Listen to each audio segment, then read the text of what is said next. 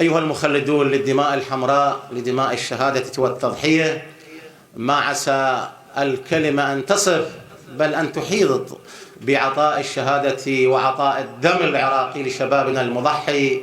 الكلمة في هذه اللحظات من على هذه المنصة المباركة هي لفضيلة الشيخ الفاضل أسامة الحسن. نحف فضيلة الشيخ ببركات الصلوات على محمد وآل محمد. اللهم صل على محمد.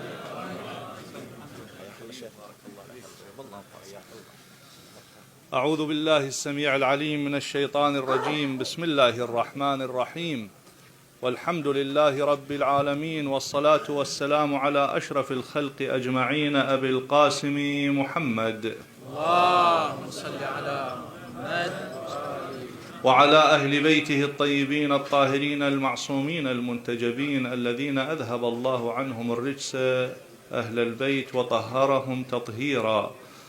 السلام على الشهداء الأبرار من الصدر الأول للإسلام إلى يومنا هذا إلى قيام الساعة. السلام على قائدنا البطل وشهيدنا الغالي الشهيد السعيد المرحوم ميثم عبد الأمير الحلفي، الذي نجتمع في هذا اليوم في ذكرى رحيله السنوية، سائلين الله تبارك وتعالى أن يرزقنا شفاعته وشفاعة الشهداء الأبرار الذين سقطوا مضمخين بدم الشهادة دفاعا عن القيم وعن المقدسات وعن الدين، وإعلاء لراية لا إله إلا الله وحده لا شريك له. ماذا عساي أن أتكلم أو أقول وكل الكلمات تتصاغر وتتضاءل وكل العبارات تضمحل أمام دم الشهيد. هذه دماك على فمي تتكلم، ماذا يفيد النطق إن نطق الدم؟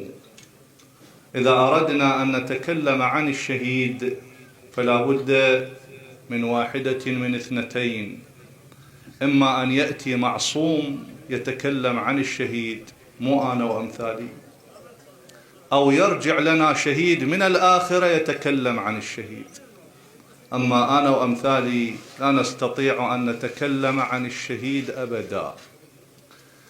كيف وهو الذي قال فيه رسول الله صلى الله عليه وآله وسلم: فوق كل ذي بر بر، حتى يعطي الرجل نفسه في سبيل الله فليس فوق ذلك بر. كيف والإمام الصادق عليه السلام يتكلم عن الشهيد والشهادة فيقول: يحشر الشهيد يوم القيامة على ما دفن عليه. دفن ببزته العسكرية، دفن بجراحاته التي تشخب دما. لا يغسل الشهيد ولا يكفن الشهيد كرامة له، فليس الماء الذي يغسله بأطهر من دمه، وليس الكفن الأبيض بأطهر من بزته العسكرية. الله يريده كما هو. يقول الإمام الصادق: يحشر الشهيد وجراحاته تشخب دما، فاللون لون الدم والعطر عطر مسك الجنة. هؤلاء الشهداء الذين نتكلم بجزء قليل عن مقامهم وعن منزلتهم وعن مكانتهم عند الله الذي أكرمهم بكونه عنده، عند ربهم، أحياء عند ربهم يرزقون.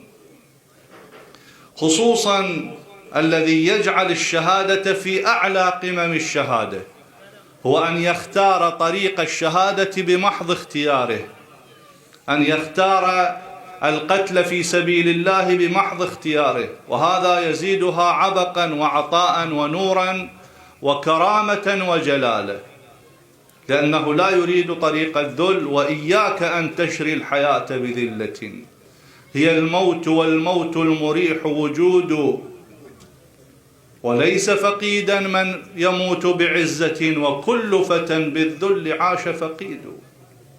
اشتروا العزة والكرامة والعطاء في سبيل الله تبارك وتعالى، خصوصا بعد صدور فتوى المرجعية العليا في النجف الأشرف، الذي يقول عنهم وعن الحشد الشعبي وعن شهدائنا الأبرار جميعا سماحة المرجع الأعلى السيد علي السيستاني الله يحفظه ويطيل في وجوده، يقول: يا من ليس لنا ما نفتخر به غيرهم. ما عندنا شيء نفتخر به سوى هؤلاء الأبطال وتلك الدماء الزاكية التي سطرت بتلك القطرات الحمراء النقية أروع الملاحم، ودحرت أعظم عصابة ولدتها وأوجدتها دول الاستكبار العالمي.